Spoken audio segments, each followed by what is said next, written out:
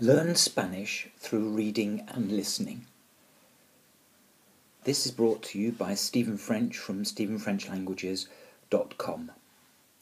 Number 5, número 5, 9 de abril 2013, edición especial, Margaret Thatcher.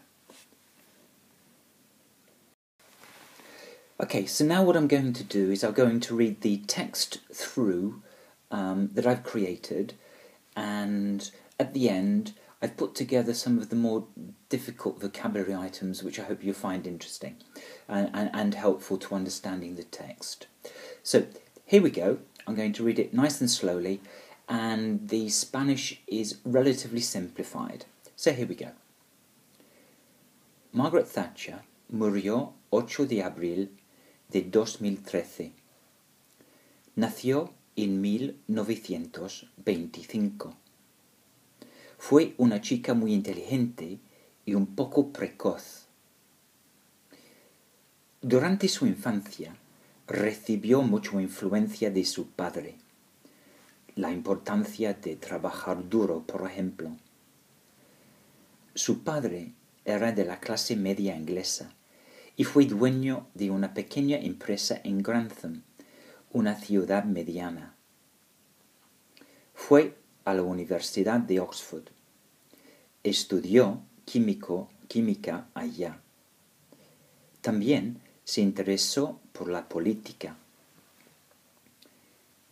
Durante los años 50 buscó un escaño en el Parlamento inglés.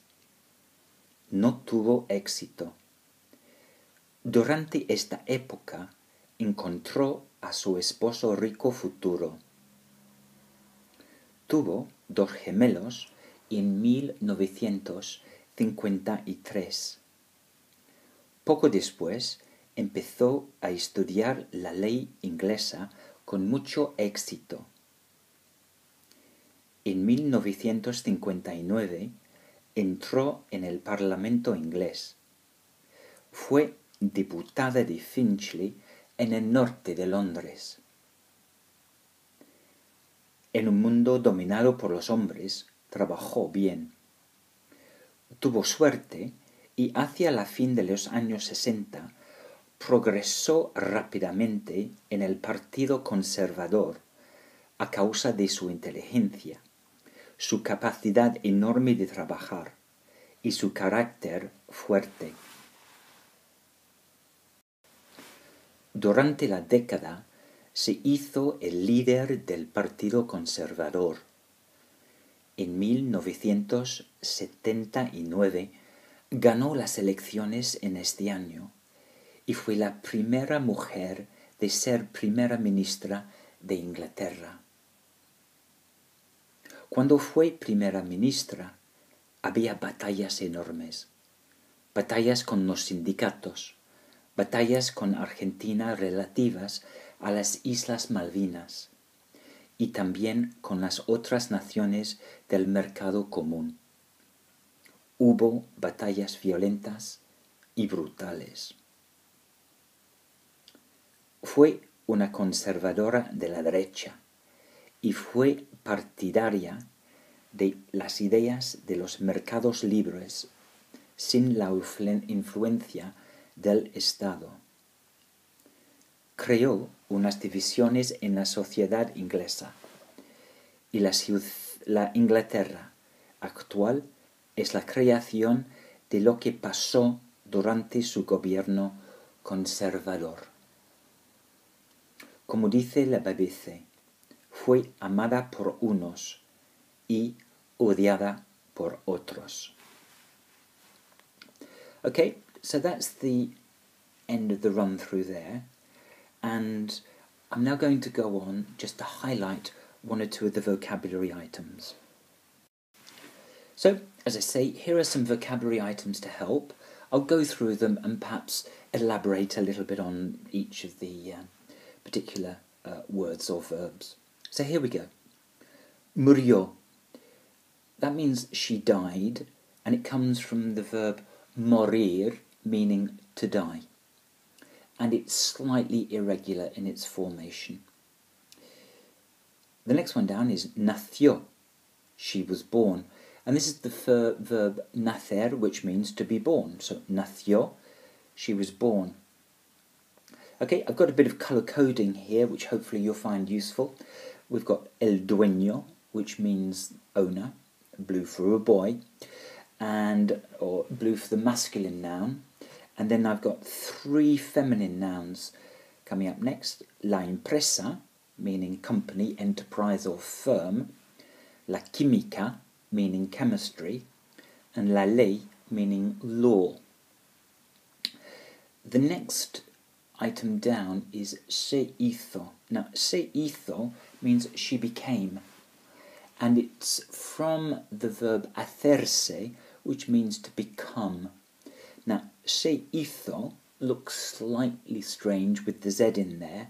And if you look up in the verb tables, hacer in the past tense or the preterite tense is totally irregular. And this is the third person singular. So there we have it, se hizo. Next one down, los sindicatos, the unions. And in blue because it's masculine. And the next one down, las Islas Malvinas, which in English comes into translation as the Falklands. Okay, and I've put that in red because they are feminine plural.